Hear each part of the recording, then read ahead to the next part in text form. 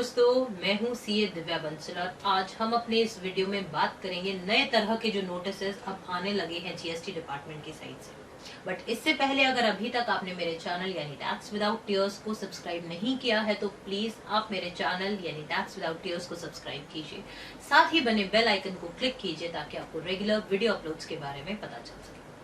इसके साथ साथ आप मुझे लिंक्डइन, ट्विटर, फेसबुक और टेलीग्राम पर भी फॉलो कर सकते हैं ताकि आपको रेगुलर अपलोड्स पता चल सके।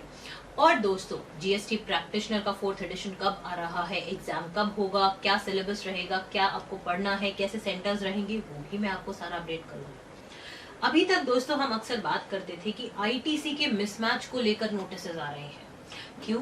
क्योंकि मे बी आपका 2A और 3B का मिसमैच हो। अब क्योंकि 2B में भी आपको इनपुट टैक्स क्रेडिट के रिलेशन में आपके पास डिटेल्स आती हैं, तो क्या पता उसके रेस्पेक्ट में भी आपको नोटिसेस आने लग जाए। साथ ही साथ जो रूल 86A था वो आपको ये भी कहता था कि जो भी आप इनपुट ले रहे हो वो व्यक्ति एग्जिस्टेंट होना चाहिए, एक्चुअल में प्रेमाइसेस होनी चाहिए। अगर आप देखेंगे रूल 86 मैंने खोल रखा है अपना, इन्होंने कंडीशंस बताई थी for the use of amount available in the electronic credit ledger.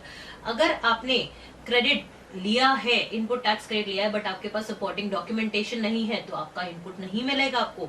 या फिर अगर ये एक ऐसे व्यक्ति से लिया गया है जो कि एग्जिस्टेंट ही नहीं है, यानी सप्लायर एग्जिस्टेंट नहीं है, तो आप एज अ परचेजर, चाहे आप जेन्युइन भी होंगे, यानी आपको चाहे नहीं भी पता हो कि सप्लायर फ्रॉड है, तब भी आपको इनपुट नहीं मिलेगा। That means as a purchaser बहुत सारे तरह के नोटिस आ रहे थे। बट अब नेक्स्ट चीज क्या हुई है दोस्तों, अगर आप सेक्शन 122 देखेंगे जो मैंने स्क्रीन पर ओपन किया हुआ है, यहाँ पे देखिए पेनल्टी कैसी है। If you issue any invoice or bill of supply without the supply of goods or services, यानी अब अगर हम पोजीशन चेंज कर दें और हम सप्लायर के पॉइंट ऑफ व्यू से देखें कि अगर मैं एक सप्लायर हूं और मैं सिर्फ बिल एक इशू कर रही हूं और मैं माल एक्चुअल में डिस्पैच नहीं कर रही हूं या मैं अपनी सर्विसेज नहीं दे रही हूं, ऐसे सिचुएशन में भी मुझ पे पेनल्टी आ सकती है। और ये पेनल्टी कैसे आ सकती है, कितनी आ सकती है, इसी सेक्शन के अंदर अगर आप देखेंगे तो 100% पेनल्टी आ सकती है। और इसी बात को ध्यान में रखते हुए डिपार्टमेंट ने क्या किया है, सेक्शन 122 को रेड विद रूल 56, जो कि आप स्क्रीन पे देख पा रहे होंगे, रूल नंबर 56 मैंने ओपन किया हुआ है अपने पास। रूल नंबर 56 के सब रूल 5 में देखिए, every registered person shall keep the particulars of names and complete address of the person to whom he has supplied the goods or services or where required under the provisions of this chapter. That means as a supplier मैंने जिसको भी supply किया है उनकी details मेरे पास होनी चाहिए, वो जेन्युइन होने चाहिए और एक्चुअल में मेरी वो सप्लाई या सेल की ट्रांजैक्शन होनी चाहिए, तभी मुझे बेनिफिट मिलेगा। अदरवाइज हो सकता है कि जो डिपार्टमेंट है वो आप पे पूरी तरह से स्क्रूटनी खोल दे।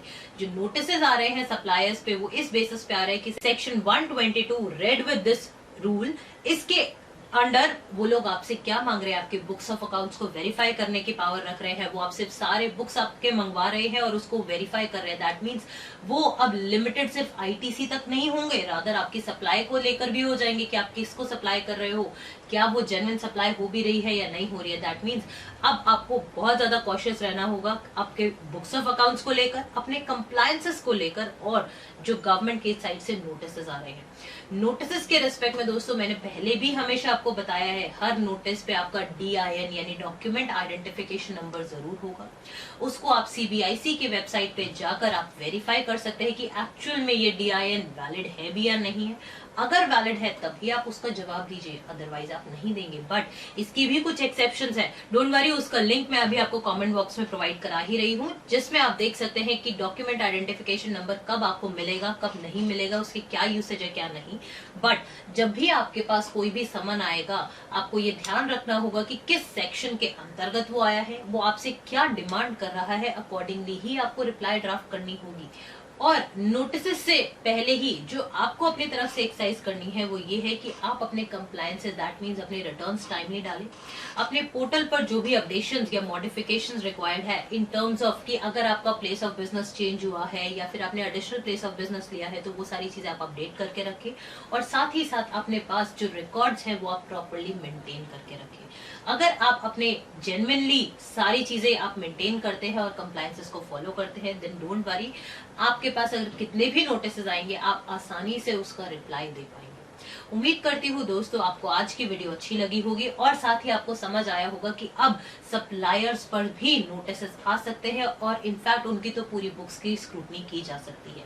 अगर आपको ये वीडियो अच्छी लगी है तो प्लीज कमेंट करके मुझे जरूर बताएं। साथ ही साथ अपने सारे प्रोफेशनल सर्कल में इसको सर्कुलेट कीजिए ताकि सभी लोगों को इंटीमेट किया जा सके कि इस तरह के भी नोटिसेस आ रहे हैं। फिर मिलेंगे दूसरी वीडियो में। Thank you.